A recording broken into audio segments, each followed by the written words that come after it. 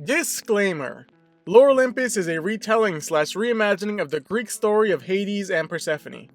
Therefore, their character chart placement is dependent on their actions in the webtoon and not on their history. Thank you. Every rose has its thorn. It's a famous proverb that helps people understand that nobody is perfect. That something as beautiful as a rose still has something that can hurt you. It feels fitting to apply this proverb to the goddess of spring, Persephone, our main character and the last character of the Lore Olympus character chart series. Persephone has gone through the most development and I think has the best lessons for all of us to learn. While Persephone is introduced at the very end of the first chapter, she is technically the second god ever mentioned. At the beginning of the webtoon, we get a line from Hades to Persephone. While you are here, you shall rule all that lives and moves, and shall have the greatest rights among the deathless gods. Those who defraud you and do not appease your power with offerings, reverently performing rites, and paying fit gifts, shall be punished forevermore. Unlike the other gods, a lot of Persephone's future is actually known to us. This line, as well as the Queen of the Underworld reveal. We know where Persephone is going. Her future is being a queen, her future is being a god that is appeased to. But in reality, Persephone's arc and journey to that end is the important part. Persephone starts out by being a bright, starry-eyed village girl. You know when the media pokes fun at the young girl who moved to the city to make it big? Yeah, our first introduction to Persephone is like that. However, it doesn't take long to see Persephone's true thoughts and feelings. After Eros gets Persephone very drunk, we get to hear her thoughts. I thought meeting all these new people would make me happy, but I just feel more lonely than ever. After she's placed in the Hades' car where she has blacked out, we get a major and reoccurring piece of Persephone's arc, the greenhouse. When Persephone is asleep, she has a dream of herself and her mother, Demeter. Demeter gifts Persephone a beautiful greenhouse, and of course Persephone is ecstatic. As the goddess of spring, a greenhouse is the specific place for Persephone to hone and perfect her powers and skill. After some time in the greenhouse, she eventually wants to leave, but quickly realizes there is no door. And we see Demeter explain, "I took the door away. Persephone, I know this may seem cruel, but it's for the best. When you're in here, no one can hurt you. No one!" Which eventually wakes Persephone up. But the dream is pivotal to her character. To many, and to even Persephone at the beginning, the greenhouse is a gift, a reward, a place where she can be in charge and control of what she wants. That's not what the greenhouse is. The greenhouse is a cage, it's a prison. It's her lack of control over her life, a place where she can't do anything she wants. The greenhouse is Demeter's plan. And what that plan isn't what Persephone wants. Persephone is very much the golden child. I hope you can hear the air quotes around that.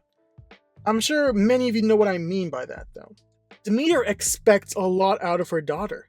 She expects her daughter to do everything perfectly. We even see a flashback of Demeter getting angry at Persephone for getting a question wrong. Demeter wants to show her daughter off like a trophy, but a trophy doesn't get to choose her own life, and Persephone doesn't get to choose either.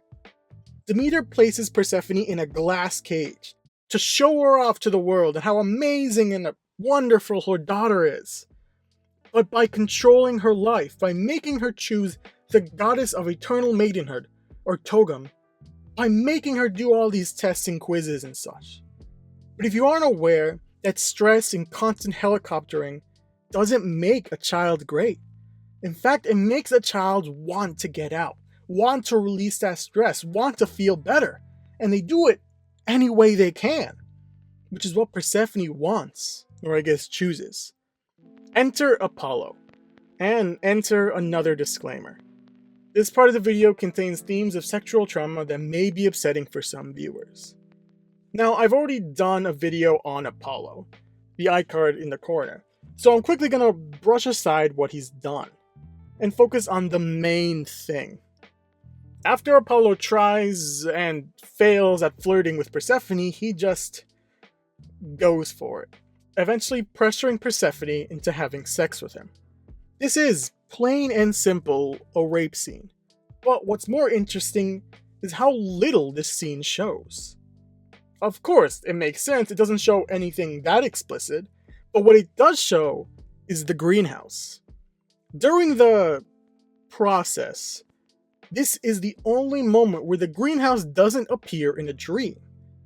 But the greenhouse that was a prison now has a door, and Persephone has a choice, which is something she hasn't had in a long time. A door? That wasn't here before. This choice could be my own. It feels ugly, but at least it would be mine. Persephone falls into the pressure of Apollo, not only because of the pressure, but because it's a way out. We hear Persephone tell Eros why she agreed to it. I still don't know why I agreed to it. He was just really intimidating. I'm not sure I even want to be part of Togam. I know it sounds weird, but in the moment it seemed like the only way out. Persephone says it herself, that while the choice felt wrong, it felt ugly, it felt bad, it was her choice, and she hasn't had a choice in a long time. Persephone proceeds to get into a phone call with Hades, and I really wish I could read this entire conversation, but I'll get to the important parts. You're important. If you stopped, everyone would notice. Me? What do I have to contribute? Flowers and junk. My mom could manage spring before I was born. In fact, she's doing it right now, so I can be here. What does that say about me and my role? If I wasn't here, everything would be fine. You have to remember that this is Persephone's lowest point. The life she had planned for her is now thrown out the window. She broke the #1 rule of her scholarship and was forcefully coerced into having sex with someone that scares her. She's scared, confused, and doubting everything. She doesn't feel important. She doesn't feel like she matters in the world. She doesn't feel needed. But Hades here provides some comfort. Fine is a dirty 4-letter word that begins with F.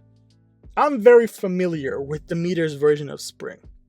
Spring executed by Demeter is practical and straight to the point. You can measure it with a ruler. Admittedly, in recent years, I thought Demeter had a midlife crisis.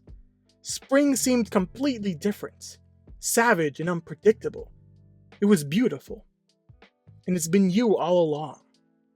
Saying what you do isn't important is like saying we shouldn't bother learning to read or write, because it doesn't keep us alive. Hades here helps Persephone understand something important about herself. That she is important. That what she does isn't perfect, but that's the point. That every rose has its thorn. A little bit later, we do see the return of the greenhouse. And what's interesting is that Persephone is still inside. Remember, the greenhouse was a prison. It was her mother's plan for her life. A life that had no freedom, no choices, and she's still inside. She calls out a hidden figure in the shadows. A shadow that she confronts. Splendid one, this life that others have planned for you. Why do you pretend to be sustained by such a meek life? I know that I can smell your ambitions as they rot at your feet. The hidden figure does raise an interesting question, however. Why is she still in there? Why is she pretending to live the life that others have planned for her? Well, it's because she doesn't have a plan yet. She's still living in the greenhouse because she hasn't figured out her life outside the greenhouse. At this moment, the greenhouse is unlocked. The door is open. She can leave at any time. But she doesn't know what to do yet. The figure outside is her conscious, or at least a part of her mind that's questioning her. Asking her, why is she there? What is her plan? To stay in a life without freedom or choices? Eventually accusing her of losing her ambitions as they rot at her feet. They've fallen, they're gone. But this moment, and moments after, help establish who Persephone is becoming. She stands up to the shadowy figure. Greenhouse moments before have her accepting her place. falling to the ground, crying.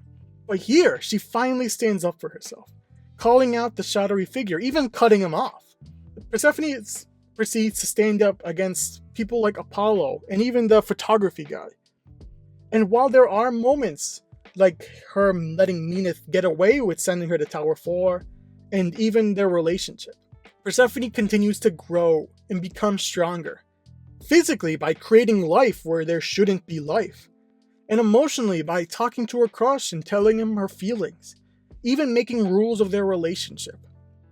The lesson that Persephone teaches us is actually a lot, but the important lesson is a lesson of importance. That we're important, that your choices, your freedom, you are important, that your actions and life is important. And while your life isn't perfect, that's fine, because it's beautiful. I think Persephone sums this up perfectly while hustling Hades at chess. But I'm also excited to be my own person. I don't want to be known as Demeter's daughter. I want to be Persephone. I don't think we should beat around the bush here. Persephone is finishing up the character chart series by filling in the last slot of neutral good. A spot I think makes a lot of sense. She's a good person, kind, sweet, and forgiving. But she's also known to break some rules and steal some things. And here we are, the end of the Lore Olympus character chart series. Now this won't be the last time I talk about Lore Olympus. I mentioned in Hades' video that these main characters are so complex that I could take multiple videos on them. But not next week. Next week I'm talking about a webcomic that has been requested for some time now. But, like always, thank you for watching.